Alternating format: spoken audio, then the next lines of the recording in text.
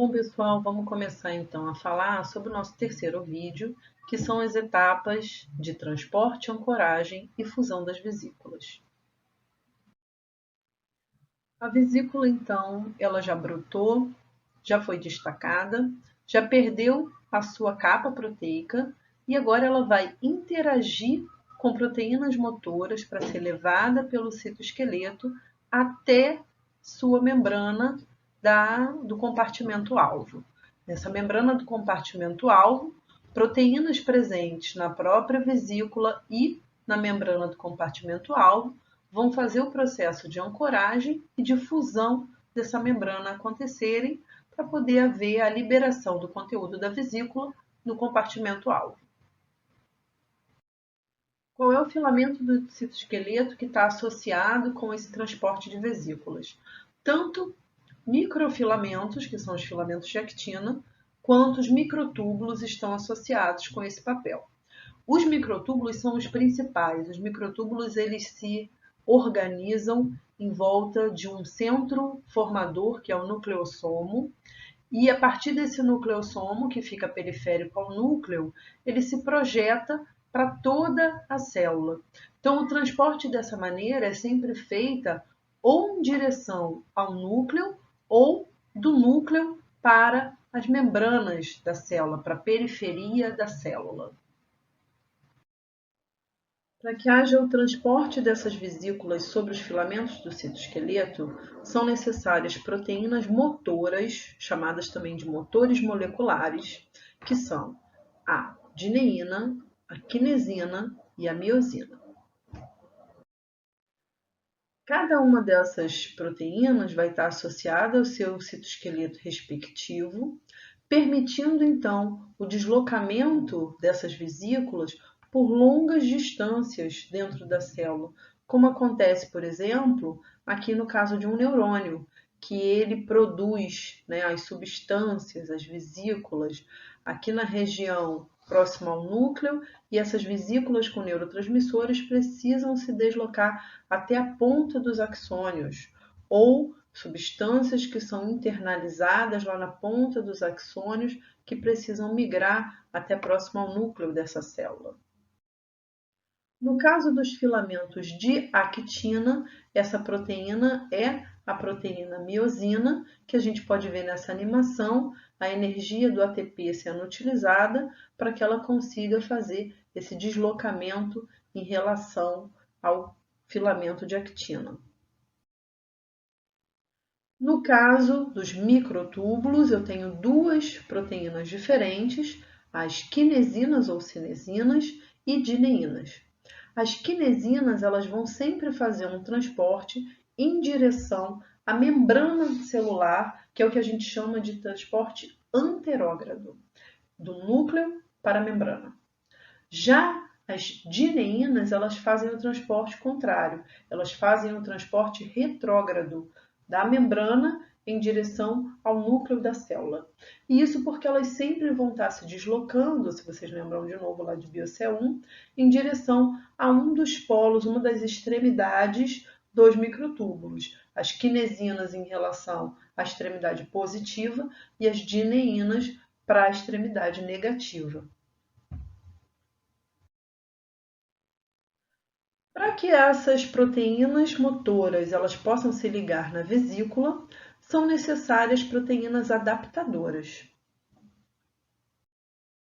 Essa proteína adaptadora ela vai estar diretamente associada ao receptor de carga e, do outro lado, a proteína motora. Então, aqui a gente está vendo com relação à quinesina, que na verdade, quando ela vai se deslocando sobre o microtúbulo, ela vai então levando a vesícula consigo. As animações, as figuras, às vezes representam, parece que ela diretamente está associada à vesícula, mas não está, eu preciso de um conjunto de proteínas para estar fazendo essa associação. E essa proteína adaptadora e esse receptor de carga, eles podem ser extremamente variados. Então, aqui nós estamos observando uma tabela mostrando diferentes tipos de transportadores de carga, de receptores de carga, né, em verde. Em azul, diferentes proteínas adaptadoras ou até mesmo complexos proteicos para fazer essa adaptação em cada uma das quinesinas que existem. Então, quando a gente fala quinesina, não é uma proteína só, existe um conjunto de proteínas que fazem funções semelhantes chamadas de quinesinas, tá? Então, existe uma grande variedade aí nesse conjunto. E essas proteínas adaptadoras, elas podem ser reguladas através dos processos de sinalização. Aqui, por exemplo, nessa imagem, nós estamos observando uma proteína adaptadora, que é a GIP, que ela está sendo regulada pela via da MAP-quinase.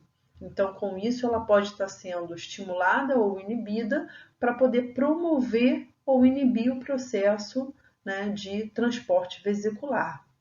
Aqui do outro lado, o que nós estamos observando é uma outra proteína do complexo Lean, que ela está fazendo essa adaptação de uma vesícula com a quinesina e ela tem diferentes domínios de ligação. Isso significa que ela pode interagir com muitas proteínas diferentes de muitas vias distintas. Então, com isso, essa via também pode ser regulada, né, através do processo de transporte das vesículas. As dineínas, elas vão interagir com a sua carga através de um complexo proteico chamado de complexo dinactina. A adeneína se liga a esse complexo proteico da dinactina e o complexo proteico se liga diretamente nos receptores de carga presentes na vesícula. Chegamos então ao terceiro passo, que é o processo de ancoragem e fusão da vesícula. Como é que essa vesícula, agora que ela foi transportada, ela chegou até o seu local alvo, como é que ela vai ancorar e fusionar? Para fazer a ancoragem e fusão, nós temos o conjunto RAB-SNER.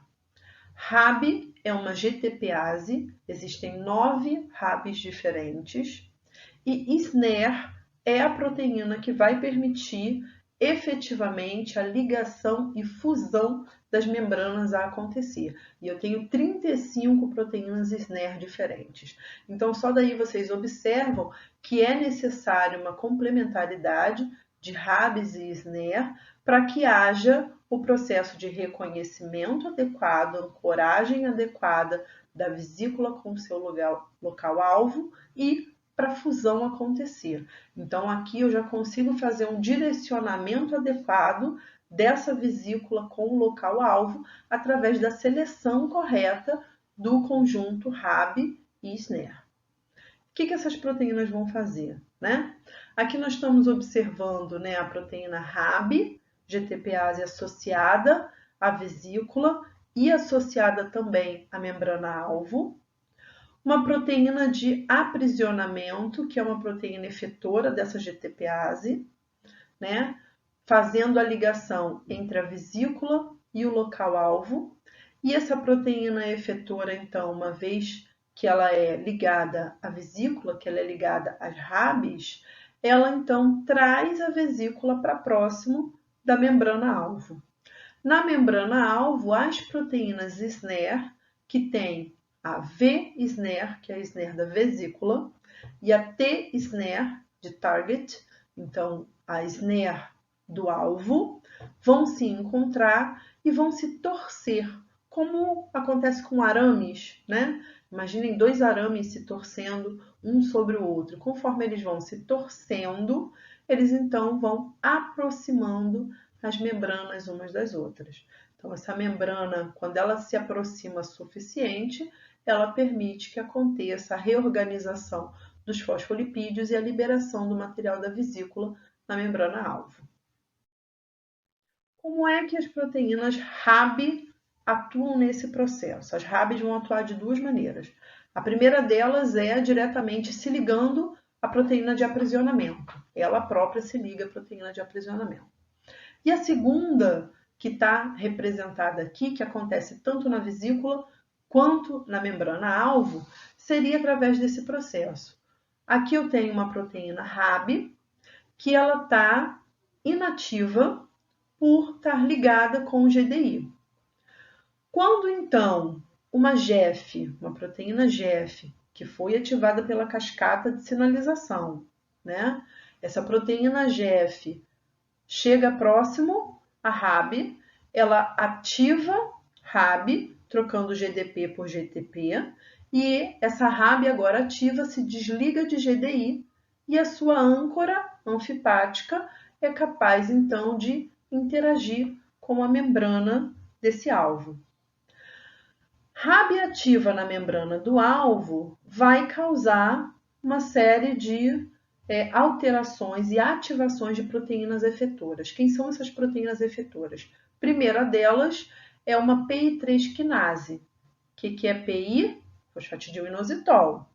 PI3 quinase significa que ela vai fosforilar PIP, o terceiro carbono, fazendo então o PIP3. Então, fosforilando PI, eu fico com um PIP fosforilado. E a gente sabe que PIP fosforilado, ele serve, né, como uma superfície, uma molécula de reconhecimento para outras moléculas se ligarem. Rab também vai ativar, né, proteínas que vão se ligar e formar um complexo de aprisionamento. Então, várias proteínas agora começam a interagir e se ligar a essa membrana. Inclusive, como a gente já tinha combinado, já tinha comentado, né? Outras proteínas GEF, também de Rab5, que vão ativar novas proteínas Rab5, amplificando ainda mais esse sinal e aumentando a quantidade de proteínas de aprisionamento presentes aqui nessa vesícula.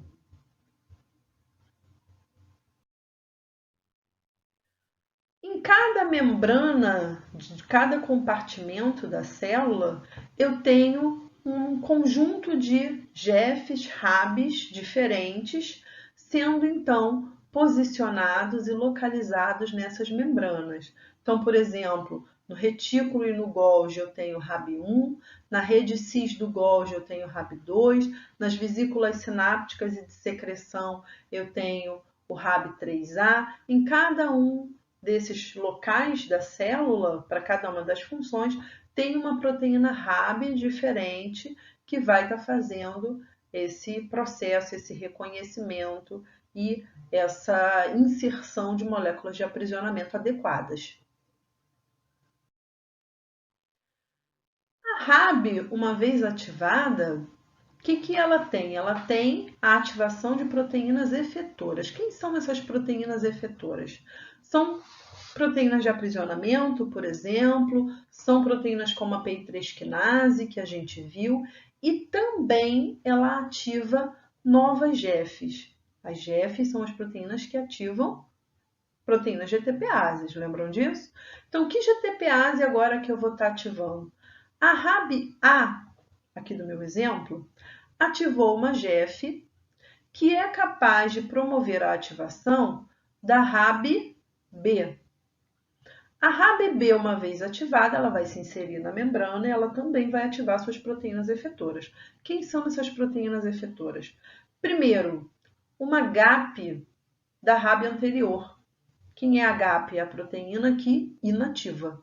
Então, ela vai inativar a Rab anterior, fazendo com que essa sinalização anterior cesse e eu passe a ter essa sinalização agora da Rab-B funcionando e sendo inserida na membrana. Rab-B também vai ativar uma GEF, que vai ativar uma outra Rab, por exemplo, a Rab-C. E a Rab-C também tem como proteína efetora uma GAP, que vai inativar a Rab-B. O que isso aqui faz, gente? Isso aqui faz uma cascata de sinalização e ativação de Rabs, que vai inserindo essas Rabs na membrana. Isso aqui vai ser importantíssimo no processo de maturação dos endossomos, que a gente vai falar sobre eles em outras aulas, em aulas a seguir, tá? Para o processo de fusão acontecer, as proteínas SNER elas vão se ligar e se torcer uma sobre a outra para poder aproximar as membranas da vesícula e do compartimento alvo. Qual é a limitação que existe aqui? Entre duas membranas, eu tenho a presença de água que está no citoplasma dessa célula. Essa água entre as membranas não permite que os fosfolipídios estejam próximos o suficiente para se reorganizarem. É necessário que esses fosfolipídios estejam num contato tão próximo para expulsar a água de perto, e a água inibe essa interação, e quando eles estiverem a uma distância aproximada de 1,5 nanômetro um do outro, eles conseguem fazer naturalmente aquele processo de rearranjo, fazendo com que a fusão dos compartimentos aconteça e uma nova bicamada lipídica seja então estruturada ali. Então, para que essa proximidade aconteça, as proteínas V-SNER, que é a SNER da vesícula, e T-SNER, que é a SNER do alvo, do compartimento alvo, elas então vão se ligar. A proteína V-SNER, que é uma sinaptobrevina, ela vai se ligar à proteína T-SNER sintaxina, mediada também pela proteína T-SNER SNAP25. E lembra que existem 35 tipos de SNER diferentes, tá? Então, a sinaptobrevina, a sintaxina e a SNAP25 elas têm variações, tá? Uma vez essa ligação aconteça, elas começam então, né, a fazer o movimento para aproximar uma membrana da outra. Um movimento muito parecido com o que acontece quando a gente está enrolando um arame, né? Então, uma proteína ela se enrola sobre a outra, mais ou menos como a gente vê aqui nessa animação, né? As proteínas começam a se torcer uma sobre a outra e com isso as membranas vão se aproximando até o ponto em que os fosfolipídios conseguem se rearranjar. Quando o rearranjo termina, o conteúdo da vesícula é liberado. Qualquer componente que esteja na membrana na hora da formação da vesícula, como por exemplo uma proteína de membrana, ela vai ser passada na vesícula até o compartimento alvo. Nesse caminho, as proteínas então de acoplamento, elas vão ser inseridas, assim como as proteínas SNER também serão inseridas para permitir que haja então o reconhecimento do compartimento alvo e a fusão. Isso também quer dizer que nesse processo as vesículas elas podem ser reendereçadas, modificando essas proteínas que vão causar o aprisionamento e modificando as proteínas SNER que são colocadas nessas vesículas. Em alguns casos, essa secreção é necessário que todo componente da fusão da vesícula ele seja montado, mas que ele só aconteça se essa célula for estimulada a liberar essa vesícula. É o que a gente chama de uma secreção regulada, que acontece, por exemplo, nos neurônios, né? Uma vez que o estímulo para a liberação da secreção aconteça, essa liberação tem que ser muito rápida. Então, todo o processo tem que já estar montado, mas que a fusão completa não aconteça. Para isso, as proteínas SNER, T e V-SNER, quando se encontram, elas são impedidas de terminar o processo de torção por uma proteína chamada de complexina. Então, esse feixe de SNER ele fica parcialmente montado e ligado a ele essa proteína complexina. Para que o processo termine de acontecer e a fusão efetivamente ocorra, é necessária a participação de uma outra proteína chamada de sinaptotagmina. A sinaptotagmina ela é estimulada pela presença de cálcio. Então, quando o cálcio está presente, o cálcio se liga na sinaptotagmina e aí ela vai interagir com o complexo parcialmente montado e fazer com que a torção termine de acontecer e, com isso, com que a fusão possa ocorrer.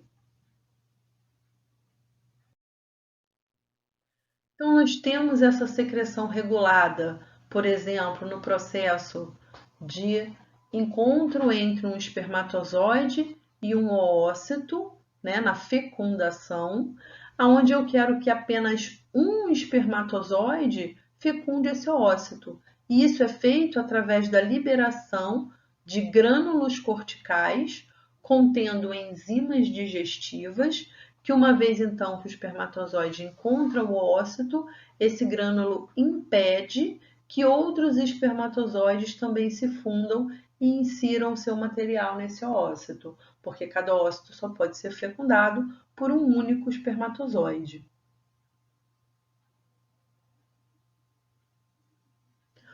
Um outro mecanismo também importante que necessita dessa secreção regulada, como eu comentei, é a nossa liberação de neurotransmissores no neurônio, né? Então, o potencial de ação vem ocorrendo pela membrana do neurônio, com a troca, né, do sódio e do potássio, até que essa voltagem, essa alteração de voltagem chega na fenda sináptica e estimula um canal de cálcio dependente de voltagem. Esse canal de cálcio se abre e o cálcio entra na célula. Quando o cálcio entra na célula, ele vai encontrar vesículas já pré-montadas com a sinaptotagmina, ele estimula essa sinaptotagmina, que faz então com que a fusão da vesícula aconteça e haja liberação do neurotransmissor. Ao final do processo, esse complexo SNER que ficou ligado na membrana da célula-alvo, do compartimento-alvo, ele pode ser reaproveitado através de proteínas acessórias. Então, a proteína NSF, ela vai se ligar a essas proteínas SNER, separando as proteínas SNER. T-SNER continua no local e V-SNER vai então estimular a formação de uma nova vesícula e essa vesícula pode ser reciclada então nessa célula para poder novamente trazer um novo conteúdo. Nós já falamos então de todos os passos do processo da formação da vesícula, desde o brotamento, o transporte, até o ancoramento e a fusão e a liberação do conteúdo dessa vesícula. Seguindo então principalmente a via exocítica ou via secretória, nós temos primeiramente lá no retículo endoplasmático a formação do brotamento, mediado pelas proteínas de Coaching COP2, e esse broto, uma vez formado, ele vai ser então liberado e essa vesícula, através da associação com microtúbulos, levada até a rede cis do Golgi. Na rede cis do Golgi vai acontecer o aprisionamento e a fusão dessa vesícula e a liberação desse conteúdo, que vai passando, né? A cisterna vai amadurecendo. Conforme a cisterna vai amadurecendo, ela vai se transformar lá no final na rede trans do Golgi, onde novamente vai acontecer um processo de seleção e essa seleção de conteúdos pode seguir para a via de secreção, pode seguir para a formação de lisossomos ou pode seguir para a via de secreção regulada. Se for uma via de secreção constitutiva, essas vesículas vão ter ali proteínas de ancoragem, proteínas RAB, que diretamente vão fusioná-las à membrana, causando a liberação desse conteúdo. Se for uma via de secreção regulada, ela vai ter a presença ali de complexina e sinaptotagmina, para que somente na presença de cálcio essa secreção aconteça. E algumas vezes a gente forma vesículas que não se associam a RABs e nem a proteínas de acoplamento, que é para ficarem presentes, essas vesículas ficarem presentes no citoplasma. Essas vesículas que vão ficar presentes no citoplasma, em algum momento vão se associar, elas vão ser ligadas a RABs específicas, elas vão ser fosforiladas em PIPs específicos para poder se unir a outras vesículas dentro do citoplasma.